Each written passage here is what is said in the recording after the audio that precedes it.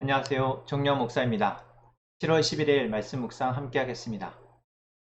예레미야 3장 1절에서 18절의 말씀입니다. 세상 사람들은 말하기를 어떤 남자가 아내를 버릴 때에 그 여자가 남편에게서 떠나서 다른 남자의 아내가 되면 그 여자가 본 남편에게로 다시 되돌아갈 수 있느냐? 그렇게 되면 그 땅이 아주 더러워지지 않느냐 한다. 그런데 너는 수많은 남자들과 음행을 하고서도 나에게로 다시 돌아오려고 하느냐? 주의 말이다. 눈을 뜨고 저 벌거숭이 언덕들을 바라보아라. 네가 음행을 하여 더럽히지 않은 곳이 어디에 있느냐? 사막에 숨어서 사람을 기다리다가 물건을 터는 유목민처럼 너는 길거리마다 앉아서 남자들을 기다렸다. 너는 이렇게 내 음행과 악행으로 이 땅을 더럽혀 놓았다. 그러므로 이른 비가 오지 않고 늦은 비도 내리지 않는데 너는 창녀처럼 뻔뻔스러운 얼굴을 하고 부끄러워하지도 않았다. 지금 너는 나를 아버지라고 부르면서 오랜 친구라고 하면서 하나님은 끝없이 화를 내시는 분이 아니다. 언제까지나 진노하시는 분이 아니다 하면서 온갖 악행을 마음껏 저질렀다. 요시아 왕 때 주님께서 또 나에게 말씀하셨다. 너는 저 배신한 이스라엘이 한 일을 보았느냐? 그가 높은 산마다 올라가서 음행을 하였고 또 푸른 나무가 있는 곳마다 그 밑에서 음행을 하였다. 그래도 나는 그가 이 모든 음행을 한 다음에 다시 나에게로 돌아오려니 하고 생각하였다. 그러나 그는 끝내 돌아오지 않았다. 신실하지 못한 그의 아우 유다까지도 언니의 변절을 보았다. 유다는 이스라엘이 나를 배신하고 음행을 하다가 바로 그것 때문에 나에게서 내쫓기는 것과 유언장을 쥐고 내쫓기는 것을 보았다. 그러나 이 신실하지 못한 아우 유다가 두려운 줄을도 모르고 오히려 자기도 가서 음행을 하였다. 그것을 내가 직접 보았다. 그는 음행하는 것을 가벼운 일로 여겨 그 땅을 더럽히고 심지어 돌과 나무를 음란하게 섬겼다. 이런 온갖 음행을 하면서도 배신한 자매 유다는 건성으로 나에게 돌아온 척만 하고 진심으로 돌아오진 않았다. 주의 말이다. 주님께서 또 나에게 말씀하셨다. 비록 이스라엘이 나를 배신하였다고 하지만 신실하지 못한 유다보다는 낫다. 너는 북쪽으로 가서 이 모든 말을 선포하여라. 배신한 이스라엘아 돌아오라. 주의 말이다. 내가 다시는 노한 얼굴로 너를 대하지 않겠다. 나는 자비로운 하나님이다. 주의 말이다. 내가 너를 영원히 품지는 않겠다. 다만 너는 너의 죄를 깨달아라. 너는 너의 주 하나님을 배반하고 떠나서 푸른 나무마다 찾아다니며 그 밑에서 다른 신들에게 너의 몸을 내맡겼으며 나에게 순종하지 않았다. 너는 그것을 깨달아라. 주의 말이다. 나를 배신한 자녀들아 돌아오너라. 주의 말이다. 내가 너희의 보호자다. 내가 성읍마다 한 사람씩, 가문마다 두 사람씩 택하여 너희를 시온 산으로 데려오겠다. 그때 내가 마음에 맞는 목자들을 너희에게 세워주겠다. 그러면 그들이 지식과 훈계로 너희를 양육할 것이다. 그때가 이르러서 너희가 이 땅에서 번성하여 많아지면 아무도 다시는 주의 언약궤를 말하지 않을 것이다. 주의 말이다. 그것을 다시는 마음속에 떠올리지도 않을 것이며 기억하거나 찾지도 않을 것이다. 그것이 필요도 없을 것이다. 그때에는 누구나 예루살렘을 주의 보좌라고 부를 것이며 문민족이 그리로 예루살렘에 있는 주 앞으로 모일 것이다. 그들이 다시는 자기들의 악한 마음에서 나오는 고집대로 살지 않을 것이다. 그때에는 유다 지방과 이스라엘 집안이 하나가 되어서 다같이 북녘 땅에서 나와서 내가 너희 조상에게 유산으로 준 땅으로 들어갈 것이다. 아멘. 하나님이 예레미야 3장의 말씀을 통해서 우리에게 주시는 음성을 오늘 함께 듣기를 원합니다. 예레미야 3장에서 하나님은 예레미야를 통해서 세상 사람들이 음행하는 사람들에 대해서 다시 돌이킬 수 없다라고 이야기하는 것을 비유로 들며 지금 이스라엘 백성, 유다의 백성들이 하나님 앞에 범죄한 것이 바로 음행의 죄다. 하나님을 두고 다른 사람들, 다른 신을 섬기는 그들의 모습이 바로 음행과 같다라고 말씀하고 있습니다. 그리고 이 음행은 다시 돌이킬 수 없는 죄다라고 또한 이야기하십니다. 그들이 하나님을 배반한 것이 얼마나 어리석고 그것이 얼마나 큰 죄인지를 하나님이 이야기하시는 것이죠. 이 음행이라는 죄는 내가 마땅히 사랑해야 될, 서로 사랑 관계 속에서 있어야 될 사람 말고 다른 사람을 사랑하는 것, 다른 사람과의 이 육체적인 관계를 맺는 것이 음행입니다. 이 음행의 죄가 무서운 것은 바로 내가 진실한 관계 가운데 사랑해야 할 사람과의 관계에서 위선, 거짓을 행하게 된다라는 것이죠. 당신을 사랑하는 것처럼, 당신밖에 없는 것처럼 앞에서는 이야기하지만 실상은 다른 사람과 관계를 맺고 있는 것, 다른 사람을 사랑하는 것, 다른 사람과의 욕망을 충족시키는 것. 이게 바로 음행의 정말 무서운 점입니다. 바로 하나님은 그 부분을 이야기하고 계십니다. 유다의 백성들이 하나님 앞에 진실하지 못하다라는 것이죠. 그들이 죄를 범하고 있으나, 그들이 음행을 행하고 있으나 하나님 앞에 그렇지 않은 것처럼 자신들의 죄에 대해서, 자신들의 잘못에 대해서 하나님은 다 용서할 것처럼 여기며 계속해서 죄를 짓는다라는 것입니다.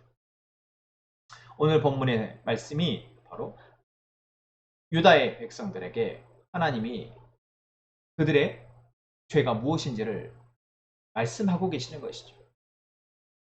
그러면서 먼저 멸망한 북이스라엘의 사례를 들면서 북이스라엘은 하나님을 배반하고 우상을 섬겨서 결국 멸망했는데 남유다의 모습, 백성들의 모습은 그들보다도 더 악하다라는 것입니다. 무엇 때문에 그렇게 말씀하고 있습니까?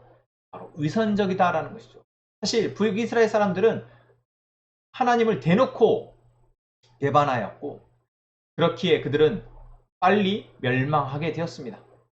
하지만 남유다의 사람들은 하나님을 섬기는 것처럼 하고 있으나 하나님을 섬기기보다는 다른 신을 따르고 다른 신으로부터 자신의 욕망을 충족시키려 하고 있다라는 것입니다. 하나님은 그래서 이들에게 깨달아라 라고 말씀하십니다.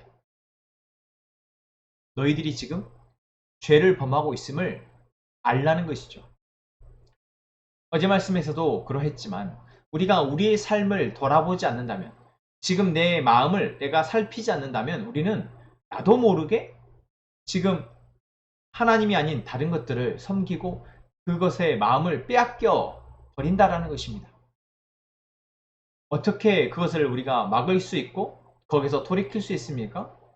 지금 오늘 이 순간 우리가 나의 마음의 중심에 무엇이 있는지를 살피고 나의 마음의 중심에 다른 것이 차지하고 있다면 그것을 하나님 앞에 고백하며 우리는 회개해야 하는 것입니다. 만약 이런 과정들이 우리에게서 계속해서 생략되어지거나 또는 뒤로 미뤄져 버린다면 우리는 오늘 하나님이 유다의 백성들에게 경고하는 것처럼 하나님을 아예 모르거나 또는 하나님을 대놓고 믿지 않고 우상을 숭배하는 사람들보다도 더 악한 사람으로 하나님으로부터 책망과 또한 심판, 징계를 받게 될 것입니다.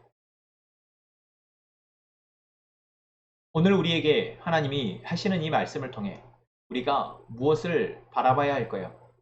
하나님이 이렇게 경고하고 계시는 것은 무엇을 위함입니까? 오늘 본문의 마지막에서 얘기하고 있는 것처럼 하나님은 돌아오라 얘기하시는 것입니다. 하나님 앞에 진실하게 반응하라 라고 말씀하시는 것입니다.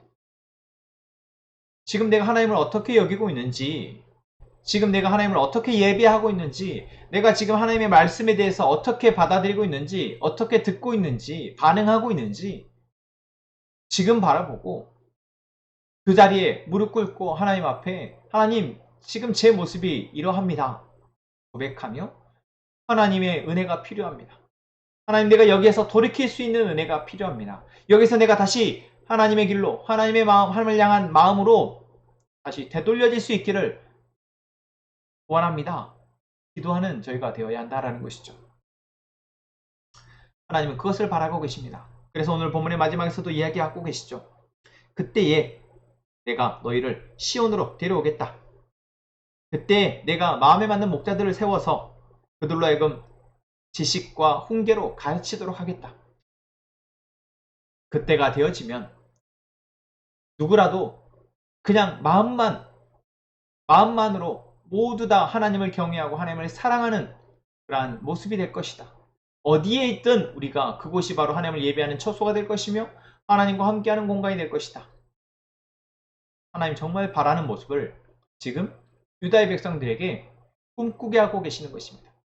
우리가 지금 애써서 하나님을 예배하려고 하고 애써서 하나님의 말씀을 읽으려 하고 그 말씀 속에서 뭔가 하나님의 말씀을 발견하려 하는 것, 참 우리가 이러한 훈련이 우리 안에서 필요하지만 정말 궁극적으로 우리는 하나님이 우리의 삶의 전부가 되어 주셔서 내가 어디에서 무엇을 하든 그저 하나님이 우리로 살게 하시는 삶을 살아가게 되는 것.